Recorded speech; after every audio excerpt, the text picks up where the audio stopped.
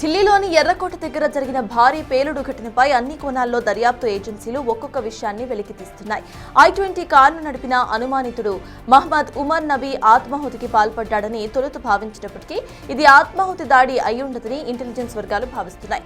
తోటి వైద్యులను అరెస్టు చేసి ప్రశ్నిస్తూ ఉండటంతో భయాందోళనలో పేలుడుకు పాల్పడి ఉంటారని అనుమానం వ్యక్తం చేస్తున్నారు. అందుకే సంపూర్ణంగా తయారు చేయని ఒక బాంబ్ ముందుగానే పేలిపోయిందని, దాని ప్రభావం కూడా పరిమితంగా ఉందని ఇంటెలిజెన్స్ వర్గాలు అంచనా వేస్తున్నాయి.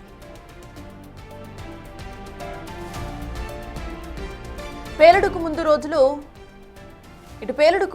రోజుల ముందు హర్యానాలోని ఫరీదాబాద్లో 2900 కిలోల పేలుడు పదార్థాలను పోలీసులు స్వాధీనం చేసుకోవడం. డాక్టర్ ఆదిల్, డాక్టర్ ముజమ్మిల్ అనే ఇద్దరు తన సహచర వైద్యులను ప్రశ్నిస్తున్నారన్న విషయం తెలుసుకుని ఉమర్ అజ్ఞాతంలోకి వెళ్లిపోయాడు. పేలుడుకు 3 రోజుల ముందు అతడు అండర్ గ్రౌండ్ లోనే ఉన్నాడు. తన ఫోన్ ను కూడా switch off చేసేసుకున్నాడు.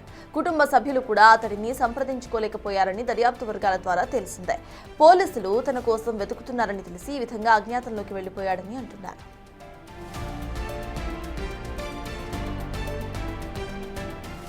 Umar suicide bomber గా మారాడంటే జమ్మూ కాశ్మీర్లోని పుల్వామాలో ఉన్న కోయల్ గ్రామ ప్రజలు ఆశ్చర్యం వ్యక్తం చేస్తున్నారు. నమ్మలేకపోతున్నామని అంటున్నారు. పేలుడు జరిగిన రాత్రే కోయల్ గ్రామానికి వెళ్లిన పోలీసులు ఉమర్ ఇంటిని సోదా చేశారు. అతడి తల్లి, ఇద్దరు సోదరులను అరెస్ట్ చేసి ప్రశ్నిస్తున్నారు కూడా. ఆత్మాహుతి దాడికి పాల్పడ్డ వ్యక్తి శరీర నమూనాలతో సరిపోల్చడానికి తల్లి DNA నమూనాలను సేకరించినట్టు తెలుస్తోంది. ఉమర్ తండ్రిని కూడా అదుపులోకి తీసుకుని DNA శాంపిల్స్ ను సేకరించారు. నిజానికి సోమవారమే ఉమర్ తండ్రిని కూడా అరెస్టు చేయాల్సి ఉంది. కానీ అతని మానసిక పరిస్థితి కారణంగా పోలీసులు అదుపులోకి తీసుకోలేకపోయారు.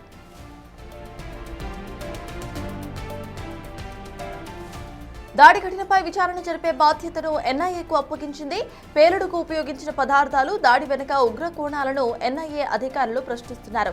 మరోవైపు national security guard, forensic science laboratories బృందాలు ఇప్పటికే సంఘటన స్థలం నుంచి పలు ఆధారాలను సేకరించాయి. వాటిని NIA అధికారులు స్వాధీనం చేసుకుని సమగ్రంగా దర్యాప్తు చేపట్టే అవకాశం కనిపిస్తోంది. ఢిల్లీ పేలుడు ఘటనపై కేంద్ర హోంమంత్రి అమిత్ షా నిన్న 2 అత్యున్నత స్థాయి సమీక్షా సమావేశాలు నిర్వహించారు. ఈ 2 సమావేశాల్లోనూ ఢిల్లీ పేలుడు వెనుక ఉన్న మూలాలపై చర్చించారు. ఫరీదాబాద్ లో పెద్ద ఎత్తున పేలుడు పదార్థాల స్వాధీనానికి కార్ బ్లాస్ట్ కు సంబంధం ఉందా అనే అంశంపై కూడా చర్చ జరిగింది.